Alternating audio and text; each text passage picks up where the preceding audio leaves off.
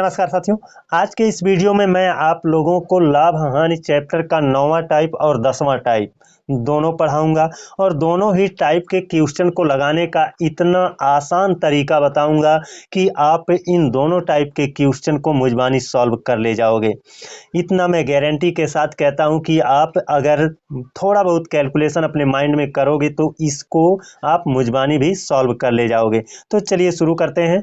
देखिए यहाँ पर कहा है 9वां ये टाइप है। इसमें वस्तु के मूल्य में प्रतिशत वृद्धि या कमी होने पर वस्तु की कुछ मात्रा कम या अधिक मिलना, ये टाइप का नाम है। और ये क्वेश्चन है और इस क्वेश्चन को पढ़िए। इस टाइप के क्वेश्चन आप जरूर लगाए होंगे, पढ़े होंगे, लेकिन आज जो पढ़ेंगे वो सबसे अलग होगा। देखिए कह रहा है चावल का दाम 25% बढ़ गया, जिससे 400 रुपये में 10 केजी चावल कम मिलता है। चावल का नया भाव ज्ञात कीजिए। दोस्तों इसको समझाने में थोड़ा वक्त जरूर लगेगा, 1 मिनट का टाइम जरूर लगेगा, लेकिन आप समझ जाओगे तो मुझबानी भी इसको लगा ले जाओगे। चलिए देखते हैं। चावल का दाम 25% बढ़ गया। जब चावल का दाम 25% बढ़ गया तो बताओ आपको, आप जितना रुपया लेकर जाते थे उससे 25% ज़्यादा रुपया ले जाओगे, तब उतना किलो चावल लेकर आओगे। लेकिन दाम तो बढ़ गया, 25% दाम बढ़ गया, लेकिन आप पहले जितना रुपया लेकर जाते थे उतना ही रुपया लेकर गए हो, तो दाम तो बढ़ गया ना। रुपया उतना है लेकर गए हो तो दुकानदार क्या करेगा, उतना ही देगा? नहीं देगा, आपको कम देगा, क्योंकि दाम बढ़ गया तो आप रुपया बढ़ा कर लाए होते। आप रुपया बढ़ा कर नहीं लाए हो तो वह कुछ कम देगा। और देखिए ये 25% बढ़ने की वजह से ये 10 किलो चावल कम मिलेगा, है ना। 25% बढ़ने की वजह से ये 10 किलो चावल कम मिलेगा। अतः 25% किसके बराबर है? 10 केजी के बराबर है। 25% माने अगर 10 किलो, तो देखिए टोटल कितना होता है? टोटल होता है 100%। तो इसको 100% आप बनाओगे तो कितना हो जाएगा? 25 चौके 100% हो जाएगा। जब ये 4 गुना होगा तो बताइए, ये 4 गुना नहीं होगा। 10 चौके 40, 10 चौके 40 हो गया। अब देखिए इसका मतलब 400 रुपये में वह 40 किलो चावल खरीद कर ले आता है। 10 ये 400 रुपये में इसका मतलब 40 किलो चावल खरीद कर ले आता है, क्योंकि यहाँ पर हमको पता चल गया कि 25 चौके 100, 100% माने टोटल कितना चावल खरीद कर ले आता है? ये 10 चौके 40 किलो। अब 40 से भाग दे दीजिए। 400 रुपये में 40 किलो खरीद कर ले आता है, 40 से भाग दे दीजिए। एक एक शून्य कैंसिल हो गया, 4 दहा में 40, 10 रुपया 1 किलो का दाम पड़ा। यही है नया भाव, यही है नया भाव। दोस्तों अब बताइए कि इतना कैलकुलेशन क्या आप अपने दिमाग में नहीं कर सकते हो? 25% बढ़ना, 25% बढ़ने का मतलब है 10 किलो कम मिलना, तो 25% के बराबर तो हुआ 10 ना। अगर 25% माने 10 है तो बताओ टोटल कितना खरीद कर लाता होगा? तो टोटल होता है 100%। तो हमने इसको 25 को 100% बनाना चाहा तो 4 से गुणा करना पड़ा। जब ये 4 से गुणा हुआ तो ये भी 4 से गुणा हो गया, है ना। तो ये कितना बन गया? 40 किलो बन गया। यानी टोटल हम खरीद कर ले आते थे कितना? 40 किलो। और कितने रुपए में? 400 रुपये में 40 किलो खरीद कर ले आते थे, तो 400 में 40 से भाग दे दिया तो 1 किलो का दाम कितना आया? 10 रुपये आया। बहुत इजी है दोस्तों। चलिए देखते हैं दूसरा क्वेश्चन। दूसरे क्वेश्चन में क्या कह रहा है? मैदा 10% महंगा हो गया, जिससे 440 रुपये में 2 केजी कम मैदा मिलता है। मैदा का पुराना भाव ज्ञात कीजिए। यहाँ पर दोस्तों पुराना भाव ज्ञात करना है। अभी यहाँ पर क्या था? नया भाव ज्ञात करना था। तो पहली बार जो हम ऐसे कॉन्सेप्ट अपनाते हैं वही तो नया भाव होता है। पुराना भाव ज्ञात करने के लिए थोड़ा सा कुछ और करना है। तो देखिए, और कुछ ज़्यादा नहीं, बहुत ही आसानी से वो भी आएगा। 10% महंगा हुआ। 10% महंगा होने की वजह से 2 केजी कम मिल रहा है। इसका मतलब 100% की वैल्यू कितना है? यहाँ पर हम 10 से गुणा कर देंगे तो 10 दहा में 100 हो जाएगा। जब ये 10 से गुणा होगा तो ये भी 10 से गुणा होगा। ये कितना हो जाएगा? 20 केजी हो जाएगा। कितना हो जाएगा? 20 केजी। यानी टोटल कितना खरीद कर ले आया जा रहा था? टोटल 100% होता है। टोटल कितना खरीद कर ले आया जा रहा था? 20 केजी टोटल खरीद कर ले आते थे। अब 440 रुपये में 20 किलो खरीद कर ले आते थे ना, तो 440 बटे 20 कर दिया। एक एक शून्य कैंसिल, 2 से इसको क्रॉस करेंगे 22 रुपया। ये नया भाव आया, ये क्या है, नया भाव है। और हमसे कहा पुराना भाव बताओ। तो पुराना भाव आप जानते हो, ये नया भाव क्या है, 10% महंगा। नया भाव क्या है, नया भाव जो है वो 10% महंगा है। यानी 10% महंगा है तो ये कितने परसेंट के बराबर है, 110% के बराबर है कि नहीं। ये कितने परसेंट के बराबर है, 110% के बराबर है। क्योंकि आप जानते हो टोटल अपने आप में होता है 100%, 10% महंगा हो गया, इसका मतलब 100 से 10 ज़्यादा हो गया, तो कितना हो गया, 110, यानी 22 रुपया जो है ये 110% के बराबर है। पहले कितना परसेंट लिया जाता था, 100%। तो 100% की वैल्यू निकाल देंगे, एक एक शून्य, 11 दूना 22 और 2 गुणे 10 हो गया 20। पुराना भाव ये हो गया, ये कितना हो गया, पुराना भाव हो गया। चलिए अब देखते हैं तीसरा क्वेश्चन। तीसरे क्वेश्चन में कहा है चीनी का भाव 25% घट गया, अब 480 रुपये में 10 केजी चीनी अधिक मिलती है। तो 480 रुपया ऐसे रख लिया। 25% माने अगर 10 किलो हो रहा है, देखिए 25% घटने की वजह से 10 किलो कम अधिक अधिक चीनी मिल रही है। तो 25% माने अगर 10 है तो यहाँ 4 से गुणा करेंगे 100 होगा, यहाँ 4 से गुणा करेंगे तो 40, यानी 40 किलो खरीद कर ले आता है। 40 से भाग दे दिया तो ये एक एक शून्य, 4 एक कन्नम 4, 4 दूना 8, 12 रुपया प्रति केजी। ये नया भाव है। ये क्या है, नया भाव है। पुराना भाव क्या था दोस्तों, देखिए ये नया भाव है तो नया भाव आप जानते हैं कि नया भाव कैसा है, 25% घट करके है। यानी ये 25% घट करके यानी 75% के बराबर है। हमको ज्ञात करना है पुराना भाव, तो पुराना भाव 100% था। अब ये इसी को आप ज्ञात कर लीजिए, 25 तिया 75, 25 चौक के 100 और 3 चौक के 12, 4 चौक के 16। पुराना भाव कितना रुपया था, पुराना भाव 16 रुपये था। दोस्तों बहुत ही इजी ढंग से मैंने इसको लगाया है। आशा और उम्मीद है कि आप लोग इसको बेहतर ढंग से समझ गए होंगे। अगर नहीं समझे हैं तो आप मुझको कमेंट करके ज़रूर बताइएगा। मैं आपके लिए पुनः यह वीडियो बनाऊंगा और ज़्यादा विस्तृत करके समझाने का प्रयास करूंगा।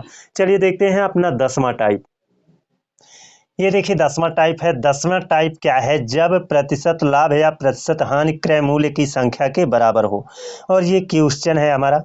इस क्वेश्चन में क्या कह रखा है, किसी वस्तु को 24 रुपये में बेचने पर उतने ही प्रतिशत का लाभ होता है जितना वस्तु का क्रय मूल्य है। वस्तु का क्रय मूल्य ज्ञात कीजिए। यहाँ पर इस क्वेश्चन का मतलब क्या है कि अगर किसी वस्तु का दाम मान कर चलते हैं, अगर किसी वस्तु का दाम 30 रुपया है तो उस पर हम 30% ही लाभ लेंगे। अगर किसी वस्तु का दाम 45 रुपया है तो उस पर हम 45% का लाभ लेंगे।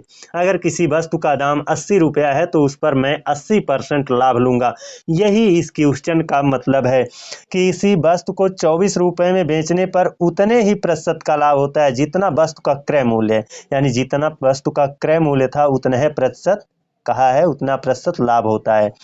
तो इस क्वेश्चन का यही भाव है। और इस टाइप के क्वेश्चन को लगाना एकदम चुटकियों का खेल होता है दोस्तों। मैं जो आपको बताने जा रहा हूँ उसको बड़े ही ध्यान से समझ लीजिए और इस टाइप के क्वेश्चन को आप बहुत ही आराम से और सेकंडों में लगा सकते हैं। देखिए यहाँ पर जब भी प्रतिशत लाभ होता है उतने बेचने पर उतने ही प्रतिशत लाभ होता है।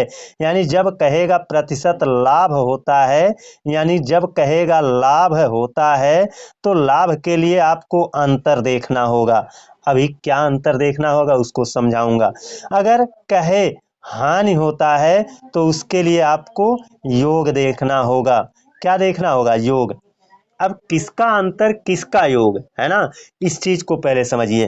देखिए यहाँ पर कहा है कि प्रतिशत लाभ होता है, उतने ही प्रतिशत का लाभ होता है जितना वस्तु का क्रय मूल्य था। तो यहाँ पर लाभ की बात किया है तो हम क्या करेंगे, अंतर देखेंगे। क्या देखेंगे, अंतर। किसका अंतर देखेंगे, ये जो संख्या है ना, यह जो संख्या है ये आपका कहा है किसी वस्तु को 24 रुपये में बेचने पर, हमने इसको 24 को रख लिया, 24 को रख लिया। अब यहाँ पर एक चीज और जानिए, अंतर कितने का, 10 का होना चाहिए या फिर योग कितने का, 10 का ही होना चाहिए, है ना। अंतर कितने का, 10 का, और योग भी कितने का, 10 का। अगर हानि कहेगा तो योग करेंगे और दोनों संख्याओं का योग कितना हो, 10 हो, है ना। अगर लाभ कहेगा तो अंतर देखेंगे, अंतर कितना हो, 10 हो, दोनों संख्याओं का अंतर क्या हो, 10 हो। अब देखिए दोनों संख्या क्या है, यानी 24 को ऐसे दो खंडों में तोड़िए जिसके बीच अंतर 10 हो, है ना। लाभ कहा है तो लाभ में अंतर वाले को हमें ध्यान में रखना है। तो 24 को ऐसे दो संख्याओं में तोड़िए जहां पर अंतर कितना हो, 10 का हो। तो देखिए एक हम 2 कर दें, 1 कर दें 12, दोनों में अंतर कितना है, दोनों में अंतर कितना है, दोनों में अंतर 10 का है। 12 और से 2 घटा देंगे 10 हो जाएगा, और 12 और 2 का गुणा कर देंगे तो कितना हो जाएगा, 24 हो जाएगा। दोस्तों केवल अच्छे से समझ लीजिए, समझ जाएंगे तो बहुत ही आसानी से लगेगा, है ना। हमने 24 का गुणनखंड किया और गुणनखंड इस तरह से करना है कि दोनों के बीच अंतर 10 का हो। तो 24 का गुणनखंड 2 गुणे 20, 2 गुणे 12 हुआ।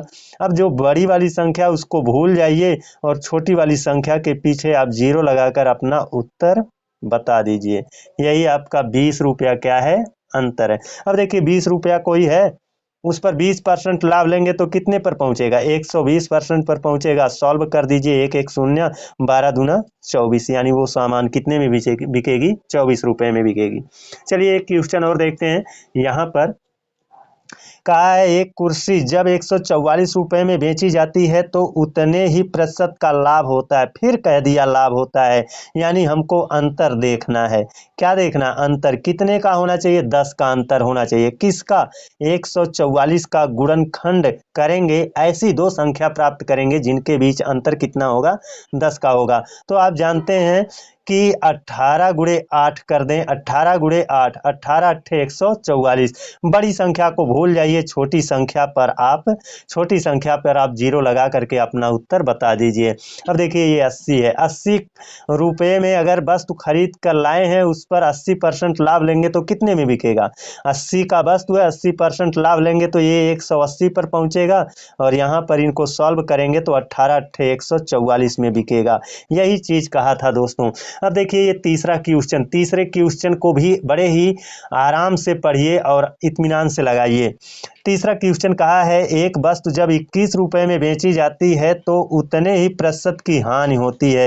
यहाँ पर कहा है क्या है, हानि होती है। तो हानि जब होती है तो वहां पर हम योग देखेंगे। योग कितना होना चाहिए, 10 का, है ना। योग कितना होना चाहिए, 10 का। किसका योग, ये जो संख्या दी गई है 21 रुपए में बेचने पर 21 का हम ऐसा गुणनखंड करेंगे कि गुणा के दोनों खंड, गुणा करके 21 तो बनाएंगे, गुणा करके 21 बनाएंगे, लेकिन जुड़ करके कितने हो जाएंगे, 10 हो जाएंगे। अब यहाँ पर 7 गुणे 3 कर लेंगे, कितना कर लेंगे, 7 गुणे 3 कर लेंगे। देखिए 7 गुणे 3 करेंगे, 7 त्रिक 21 हो जाएगा, और 7 धन 3 कितना हो जाएगा, योग 10 हो जाएगा। बड़ी संख्या को आप भूल जाइए। देखिए इसमें तो ना, वैसे तो इसमें आपका बड़ी संख्या और छोटी संख्या जब हानि वाला कहे जाएगा या फिर यहाँ पर जो योग आप करोगे उसमें बड़ी संख्या के पीछे 0 बनाओगे ये भी उत्तर बनेगा, और छोटी संख्या के पीछे आप 0 बढ़ाओगे तो ये भी आपका उत्तर बनेगा। एक बार इसको देख लेते हैं प्रूफ करके, है ना। क्वालिटी नहीं अच्छी है। देखिए अगर 70 रुपया है तो इस पर 70% हानि होगी, तो 70 रुपया है, 70% हानि होगी तो बचेगा कितना, 30%, है ना। सॉल्व करेंगे तो कितना हो जाएगा, 7 त्रिक 21, यानी वो वस्तु कितने में, 21 में। अगर 30 रुपए की वस्तु है तो उस पर 30% हानि होगा, 30 रुपए की वस्तु है, 30% हानि हो गई, यानी 30% कम हो गया तो बचा कितना, 70। सॉल्व करेंगे तो कितना हो जाएगा, 7 त्रिक 21 रुपया, ये भी हो गया। तो इसका उत्तर जो है दोनों है, 70 भी है और 30 भी है। तो दोस्तों हमारा ये वीडियो कैसा लगा, थोड़ा सा वक्त जरूर लगता है दोस्तों आपको समझाने में, लेकिन जो भी समझाना चाहता हूं मैं वो अगर आप समझ जाते हैं तो आप ये निश्चित मानिए कि आप अपने दिमाग में ही कैलकुलेशन करके उत्तर निकाल सकते हैं। आज के लिए बस इतना ही। अगले दिन आप लोगों से एक नए वीडियो में मिलूंगा, तब तक के लिए धन्यवाद। लेकिन जाते जाते एक बात जरूर कहूंगा दोस्तों कि अगर आप नए हैं तो चैनल को सब्सक्राइब कर लीजिए और बेल आइकन को प्रेस कर लीजिए। अगर वीडियो को लाइक नहीं किए हैं तो इसको लाइक कर दीजिए। आज के लिए बस इतना ही, धन्यवाद।